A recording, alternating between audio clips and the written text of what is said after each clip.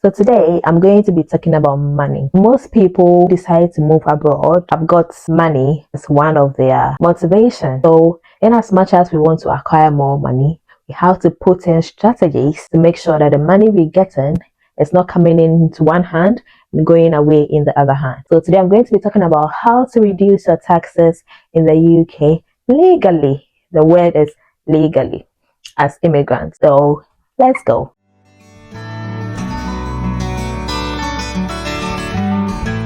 Hey lovelies, welcome again to my channel. If it's the first time seeing me, my name is Shari, and on this channel I talk about nursing, lifestyle in the UK, coming to the UK and everything in between.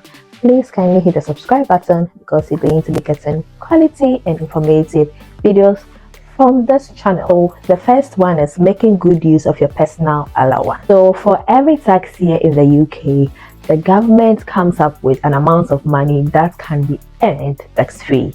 So currently for the 2024-2025 tax year, you can earn £12,570 tax-free. So that is to say, if you earn that amount or less, you don't have to pay any tax on that amount. That is like annually.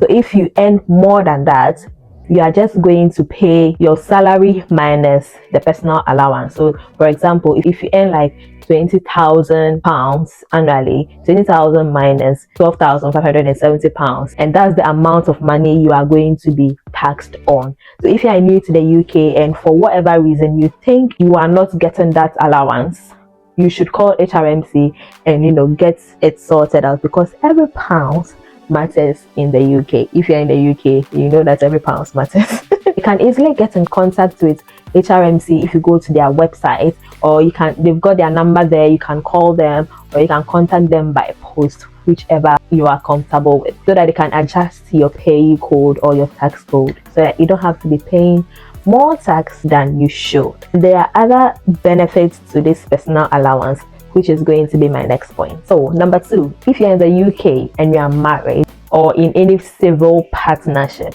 you are entitled to marriage allowance. So now that we know about personal allowance, we are going to apply that to marriage allowance scheme. So if you are a married couple in the UK, you can transfer 10% of your personal income, which is the £12,570. You can transfer 10% of that, which is £1,260, to that of your husband, all right, which will then increase your husband's personal allowance and then decrease the tax you pay in the UK as a couple. So I'll give you an example for you to understand what I'm trying to say. Let's assume the lower earner is the wife. You earn £10,500 annually, and your husband also earns £25,000 annually.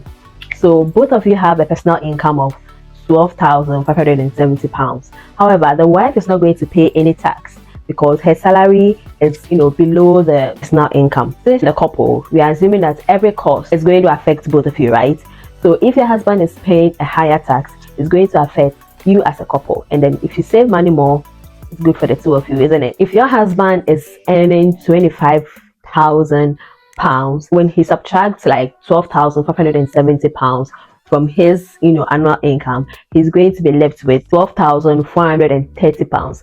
That is what he's going to be taxed on. So 20% of this amount is going to be the tax you pay as a couple, right? However, if the wife transfers 10% of her personal income to that of the husband's, is going to increase his personal income to £13,830 instead of £12,570. So then if he subtracts that from his annual income, he's going to be left with £11,170. So that is what he's going to be taxed on instead of £12,430. You get what I mean? So as a couple, you are going to be taxed on £1,270, and 20% of that £1,270 is £252. Bear in mind that even after the wife had given 10% of her salary, her personal income, to her husband, she was left with 11,310, and even with that, she is not going to pay any tax because the annual income is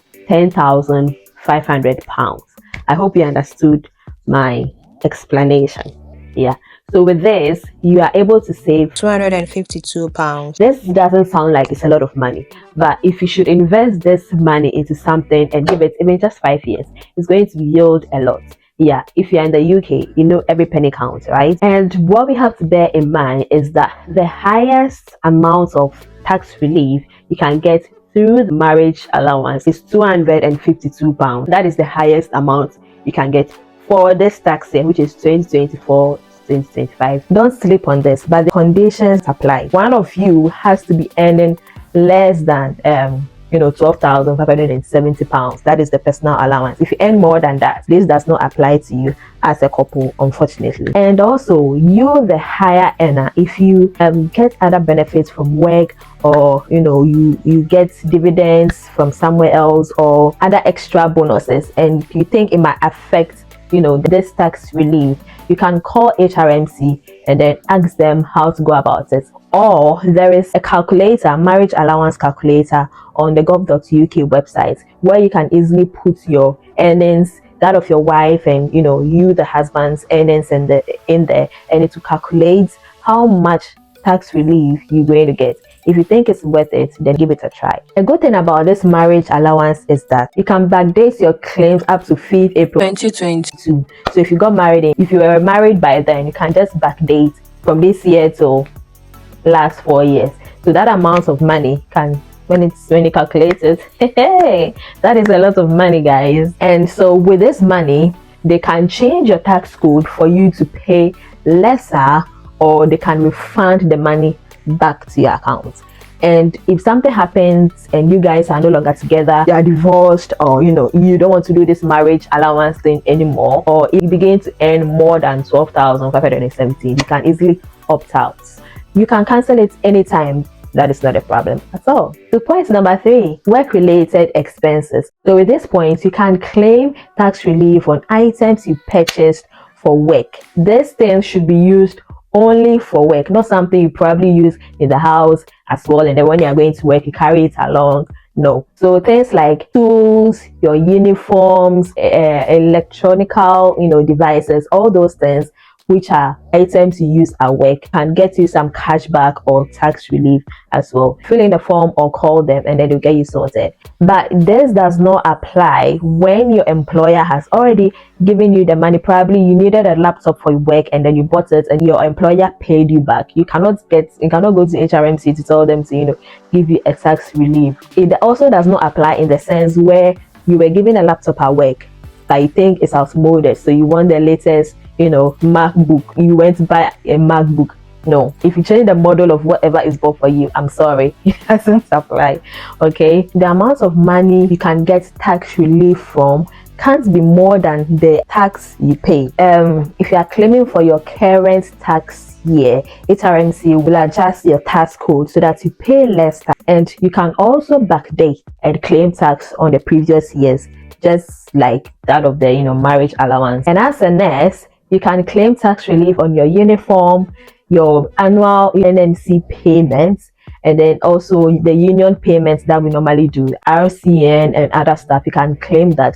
You can just go to the website and then they'll ask you a few questions which you answer, and they'll ask you to log in with your government gateway user ID. If you haven't got one, don't worry, you can easily create an account and get that. You just need your current pay slip and or your P60 and your NI number, which is the national insurance number, and you can easily create a gateway. It's just less than 10 minutes. You can just create that and then go ahead to claim benefits. So you can go to the RCN website as well and then claim your benefits on the payment. Every penny counts. Every penny counts. The 4th point of saving money is having an ISA account. So ISA is individual saving account. Any savings, dividends, or capital gains that is made in this account is tax-free. The government can tax you on your own money, so you have to be careful where you save your money. So if you create an ISA account, you can easily save money there for so many purposes, whether your pension or for buying your first home. And there are other juicy benefits that comes with creating an ISA account, which I'll be telling you shortly. So in this current tax year, which is 2024-2025, the current amount of money you can save in your ISA account is £20,000. That is the maximum. And for every £4,000, if probably you're saving it towards your first home, for every £4,000, the government gives you £1,000 for free. This is not public funds. place, so don't get scared. So that is every amount of money you put in, the government gives you 25% back, and you can only take this money for your first home. If you are putting in the money and you have change of plans and you want to take it out for whatever reason, maybe you are living in the UK, so you just want to take your money, you are going to get a penalty of 25%. So the money they gave you, they'll take it back in addition to some of yours. So it's either you are going in or out. And also, when you are terminally ill, you can take it out without any deduction. So far as you are 18 years plus, you can open an ISA account. So there are 4 different types of ISA accounts. You can easily download the app and go through it, or go to their website to get to know more about it. So for a lifetime ISA account, you need to be under 40 to be able to start saving in that account. So you need to make your first payments before you clock 40, and you can make payments until you are 50 years. When you clock 50, the government is not going to give you any 25% bonus, unfortunately. However, your account will still be open. You continue to earn interest on it, but you can't get the additional 25% from the government. So the earlier you start, the better. If you have a share in a company and you are earning dividends from those companies, you need to bear in mind that in the UK, for every tax here, the amount of money you can earn as a dividends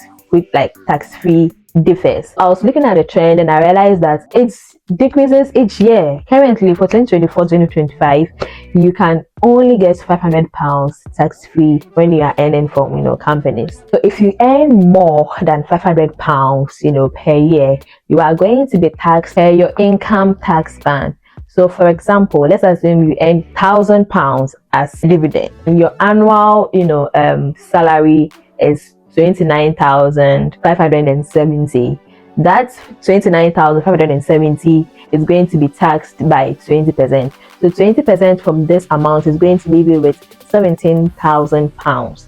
Now for the dividends, that is £1,000, you are going to be taxed on only £500 for this year, because currently you can get £500 tax free. So now you have an extra £500 you need to be taxed on. So this amount is going to be taxed by your income tax band, which is 20%. So that is 8.75%. Yeah, so if you intend to stay in the UK for a long time, then I would advise that you get an ISA account.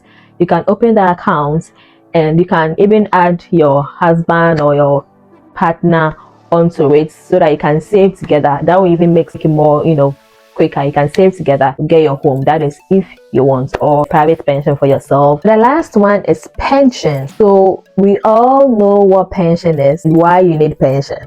Because when you retire, you don't have any money, you'll be forced to work. I've seen a lot of people in the UK who come back to work because the amount of money they are getting per month is not something that can sustain them. I even had a patient who was telling me, oh, he's currently on retirement, but looking at the amount of money he has left, he'll be working in the next 5 years. So it's like you are retiring, but you are actually not retiring. So you have to start preparing for retirement in your early years. I said about the ISA, you can be putting aside an amount of money there for yourself. However, most employers enroll their employees in pension schemes. So there are different types of pension schemes, and the good thing about the pension is they are deducted before you are taxed. So there are 2 types of pension. So we've got defined contribution. This is based on the amount of money you put in. So it can be personal pension, or and this one is kind of like an investment. So the amount can go up or down. Yeah. So if you are someone who loves you can go for that. There is a defined benefit. This is based on your salary, how much you earn, and how long you've been working for an organization. So this is usually what the employers opt for, or this is like a workplace pension kind of thing. If you have been working for an organization for less than 2 years and you are transferring and you're going somewhere else, you can either opt for taking your money back, like in cash, they'll transfer it back to your account, or you can decide to transfer it to your next pension scheme, because it's your money, it's your pension money. That is if it's a defined benefits pension scheme. So in the UK, your employers can automatically enroll you into the pension scheme when they employ you, but you can decide to opt out. But I think it is not a really good idea. I have done it. Initially, I opted out, so I chopped my pension before even I retire. But I'm back in. If you are in a situation whereby you desperately need to use that money, you you can opt out, but you can easily get back in. Pension is really, really important because if you put an amount of money in, your employers also add to that amount, and the government gives you a tax relief. So that's 3 in 1 kind of package. So yeah, it's very, very vital. Yeah, so that is for pension. So I've got other informative videos you can check out on my channel. This is the few I came up with, or I'm leaving with you today. I hope this was helpful, and I hope you enjoyed my video. Kindly give me a thumbs up and subscribe and join the awesome family. A lot of you have been watching, but you haven't been subscribing. Why? Subscribe, okay? All right, so thanks for sticking around. Thanks for watching my video. If you've got other ways that we can reduce our taxes, please leave it in the comment section so that we can learn from you. So until my next video, stay awesome. Bye.